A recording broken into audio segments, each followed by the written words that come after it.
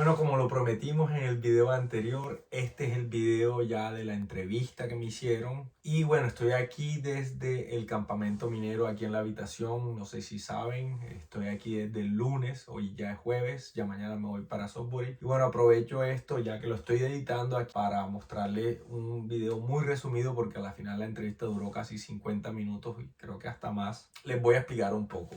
Al inicio de la entrevista me preguntaron cómo podía mencionar mi nombre, cómo se pronunciaba. Explicaron un poco la empresa, las funciones. La persona que hablaba español me habló en español y por ahí me preguntó de los dibujos que tenía en la pared de Andrés Julián, me lo preguntó en español. Por ahí rompimos un poquito el hielo, que era algo de que ya lo tenía en mente. La entrevista la dividieron en dos partes. Prácticamente la primera parte es de mi experiencia laboral y un poco de mi personalidad y cómo se adaptaba mi personalidad a la empresa. La segunda parte de la entrevista es, me preguntaban por situaciones y cómo había afrontado algunas situaciones y que contara la historia. Pero esta historia querían que la contara con un método que se llama STAR. Habla del acrónimo S, que es situación, T, task, actions y R de resultados. En esta parte les voy a mostrar solo las frases que me preguntaron, porque la verdad que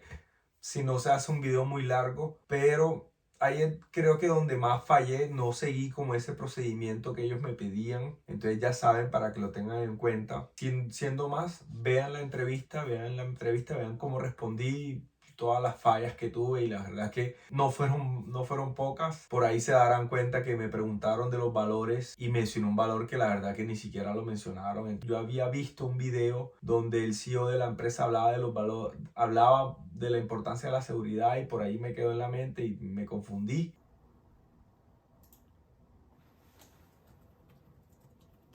Estamos listos para la entrevista. Please tell us, why are you interested in this position? Well, so once I saw the ad, I was like, really, plant manager here in Sudbury? I was like, really? So I did. Everyone does look for the follow for the side of the company, and I realized that you are owned by Sandvik. I know Sandvik from my work experience in Colombia. So that right away, my lights turned on. So hey, this could be an opportunity that you are looking for. So once I did my research, I tried to ask people about here in Sudbury, but I didn't find much. But luckily, my current company worked installing the dock in that facility. So I kind of, somebody explained me roughly the process. So hey, I can do that, I think. So when I did my research, I won't lie to you, I know well, I'm gonna be straight honest with you. I saw the guy that used or has been or was the plant manager, because on LinkedIn you can find anything. So I found a responsibility that he puts. He has a great resume. He has a background of chemical engineer, and he showed that he grew in the company. That's what I get it from his LinkedIn profile. But I got like a similar career, but not in the same company. I have a quite similar career. I started from the beginning, from the intermediate engineer, and I've been in an environment that is stressful, in a multicultural, in a big worldwide leader production company for oil and gas. So once I saw his responsibility, I thought to myself, I can do that. I'm trained for this, so maybe I don't know the technical things, but I can be a leader.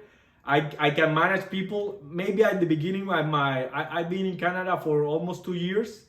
Maybe at the beginning I didn't knew them, but once my responsibility at Rainbow was successful, I did 5 months at Rainbow Concrete. That is a small company, you can say that, but we have over there, we had like 3 different crews, 3 supervisors, and I just took it with my both hands, took the numbers, took the trainings, learned everything, and in less than 6 months, I was leading, I was in charge, gained responsibilities, and I got to know how the Canadians feels about it, how you can approach them. So you can approach them how is the same in Colombia. Now it's not the same as here. So I have my bumps. I won't lie to you. I have my bumps with people, not even Canadians, but because we have multicultural over there.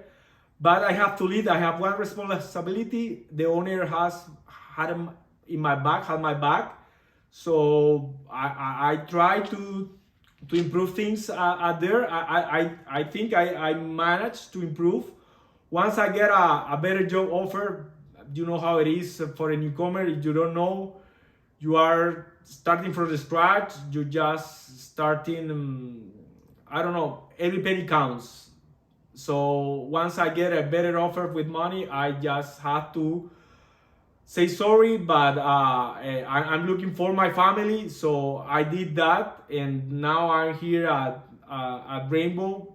I'm project manager, an estimator, but I think that the situation is this. I think I can be that person. I see that LinkedIn profile, and to be honest, is not new for me. I've been in many job experiences, many other situations that I can handle. My only question is, do you work 7 days a week or only 5? Okay, good, because 7 days a week is another monsters that I can handle, but I don't know here. But I used to work in a bill mill, and it's a challenge, a different challenge. How do you see yourself in 5 years? I'm trying to build my career again. And the sooner I get to a company that offers me a career path, a growing opportunity, impact, because I used to do that, but the situation now is changed, so I have to affront it.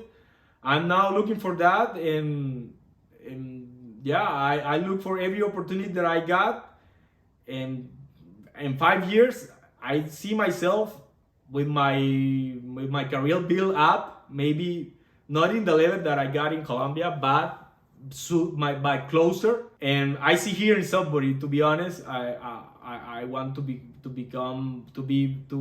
my family grow here. My wife is working here. My boys he has his school. He like it. So once we decide to come to Canada and decide the city, we are here for the long run. So I'm expecting to be in 5 years in a major company here at Sudbury, stable and with big responsibility, and to be honest, be a bigger part of community. I'm introducing step by step in the community here at Sudbury. Tell us about your experience and skill set that makes you a good match for this job position. Well, I'm a numbers guy.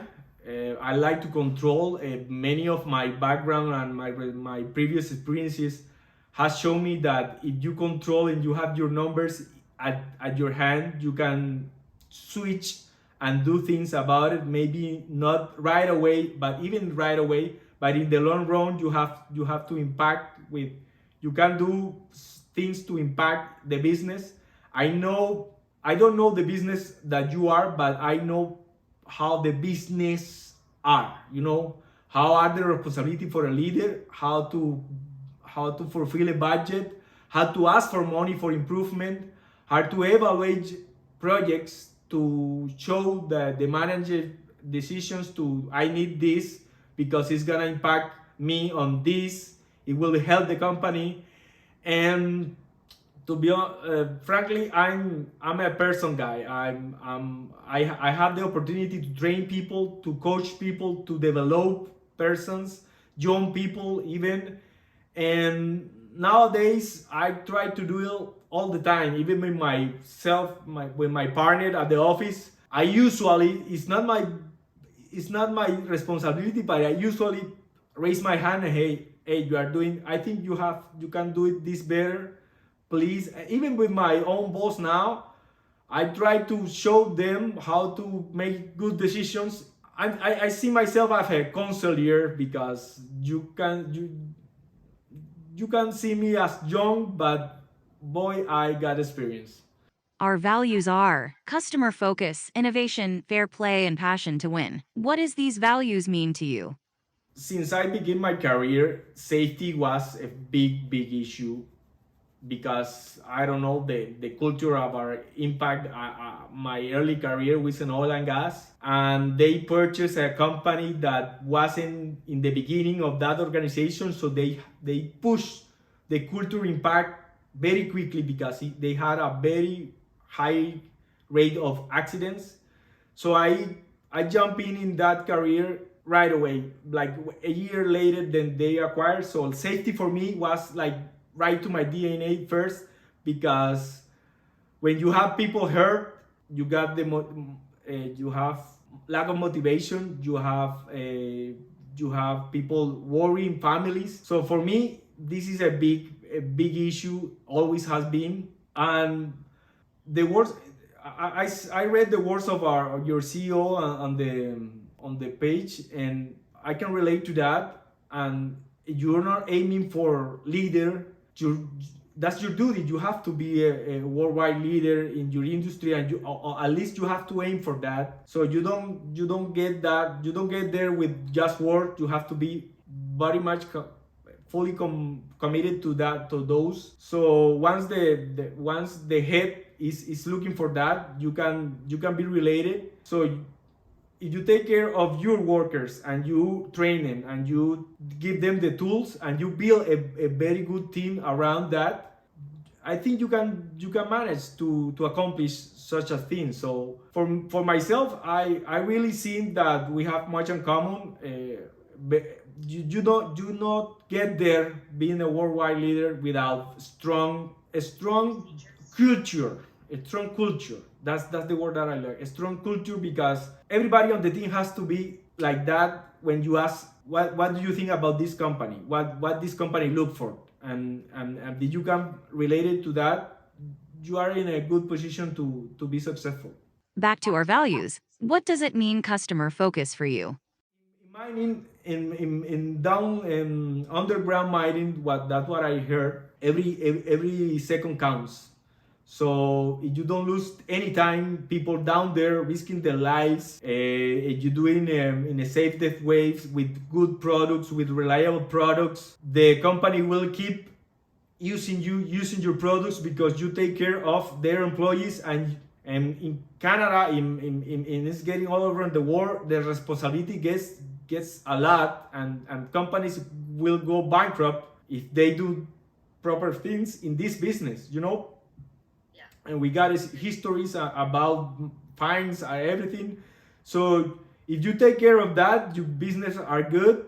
And you help the mining companies work safely and be successful at their business.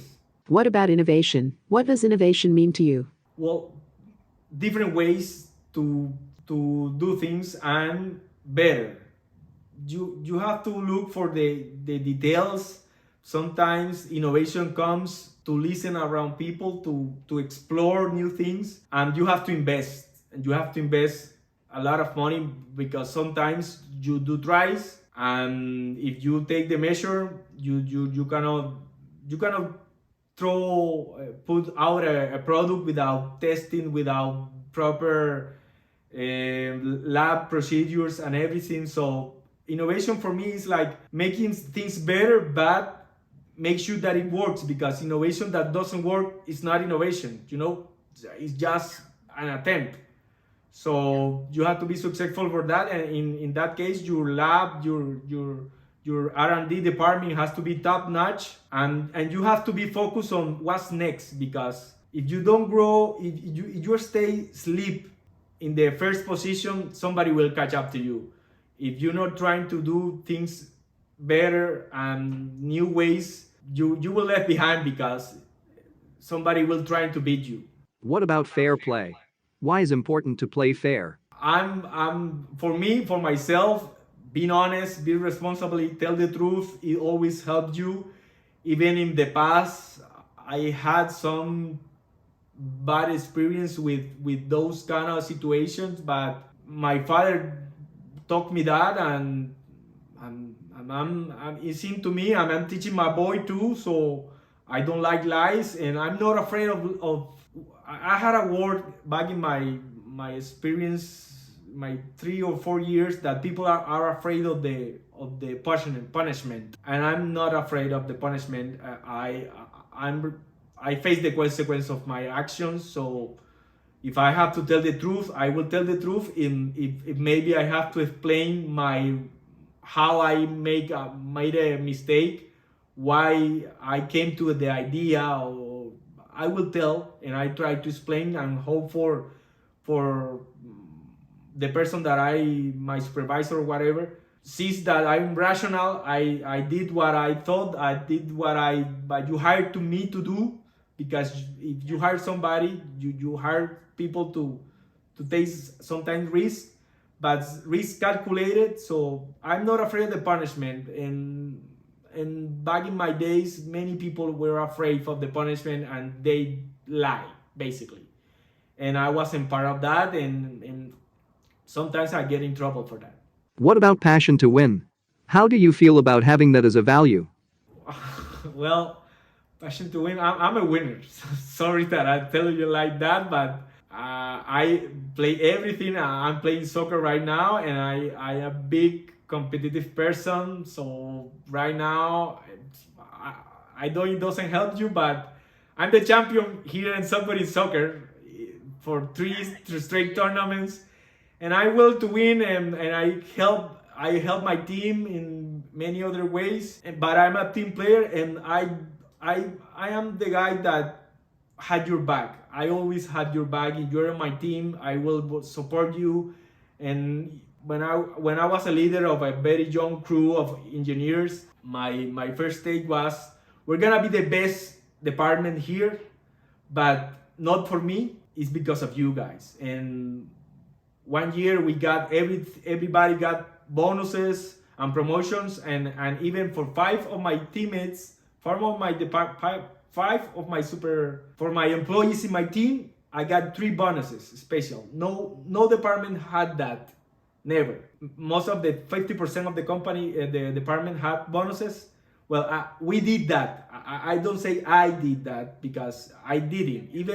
Even I get a bonus, but I get a bonus because of them, not for me. And that's why my take and my first action when I was a leader in that responsibility was that I wasn't go to the meetings to present their work. I joined them to my meetings, to my big meetings, to them to present them. So I'm a true believer that people have to be motivated, and I won't take any prizes or any I don't know the word, any names that it doesn't belong to me. So if I have to say, hey, this guy did better job, this guy did amazing job, I will do that. The plan manager has to take decisions in terms of deploying resources. Tell us how you have done it in the past. I always look for data and historic data. I always try to collect as many data that I can use. So if I have to, I will ask for the budget right away. What is my budget, and what is the ABC of my budget? What is the problems? I will ask for the historic line KPIs. I will ask for how much time do we lose on maintenance? How much time do we lose for suppliers? Which are the prices of our materials? You have to control. You have to have the warehouse usage. I don't know if you're strictest, but you have to be, how much material do you use? How much PPE are you using? How much per year, per month, I do it daily. I do controls daily, because if you have a small operation, your responsibility has to control daily. So I will keep track. I've developed my own dashboard. I use Power BI to see that. I'm a whiz of Excel. I like Excel a lot. So if you have something, I will use them too, but I will use my own data because I like that. If you get the job, where do you focus your attention in the first 2 weeks? Well, right now, I will try to lay the process and the KPIs because I don't know. I assume that well, you have like a extruder machine or maybe a packaging machine. I will right away jump in times and time batching, and if you don't have it, I will sketch a process sketch, and I will try to understand and learn all the names by names. If you are 25 people, I can learn like almost 300 names because I did that in the past. But if you have 21, you give me 2 days and I will learn everything about everybody. So What do you think is the biggest challenge in this role?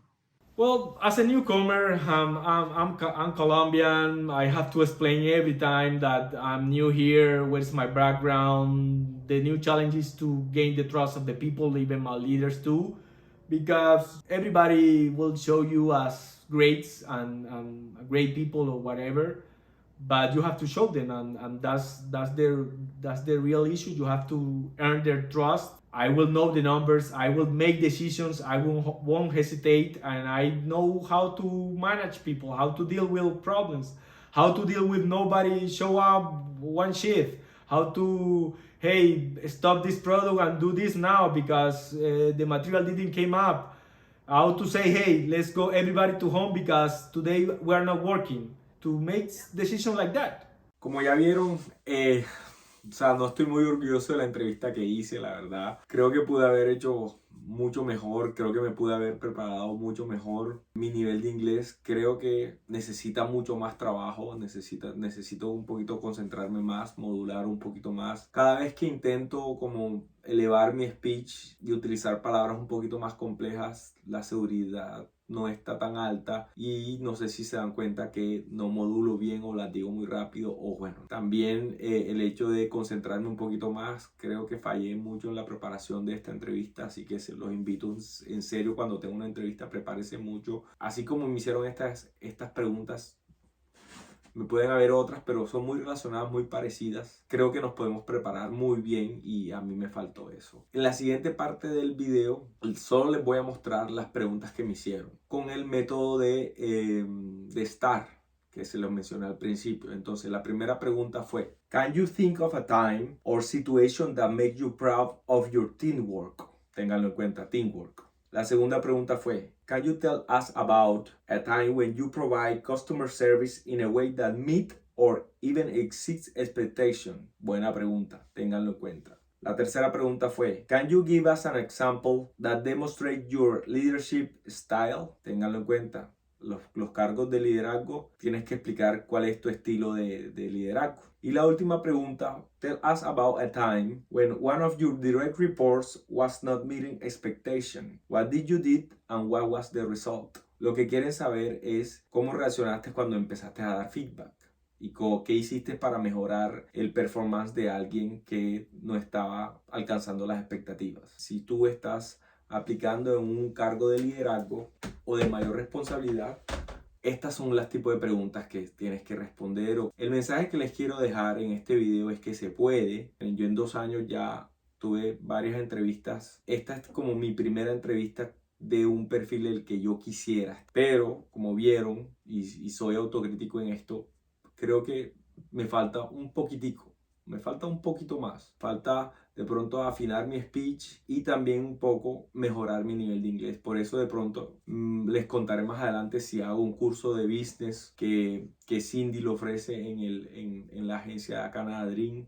No sé, estoy pensándolo, que la verdad que creo que lo necesito. Y bueno, si ya viste las entrevistas, si te gustó este video y me quieres ayudar, comenta, hey, ¿qué te pareció, Andrés? Mira, aquí la embarraste, ¿no? O si ya tú has tenido entrevistas y has sido exitoso, dinos cómo te preparaste, cuáles son los tips que nos quieres dar a todos nosotros los que leemos los comentarios. Por último, el video anterior generó muchos comentarios por Facebook. Escríbanme por Facebook también si quieren, que cuánto era mi salario y por qué ¿por qué la diferencia y esto? Entonces necesito muchos comentarios a ver si me atrevo a darle el video de los salarios que yo he tenido aquí en Canadá. Explicar desde cuando hice aseo, cuánto me ganaba cuando hice aseo, cuánto me ganaba cuando hice drywall, cuánto me ganaba cuando trabajé en Rainbow como production manager, cuánto me gano ahora, cuánto me gano en Leader Kickers, y de pronto decirles, explicarles cómo son los salarios, o sea,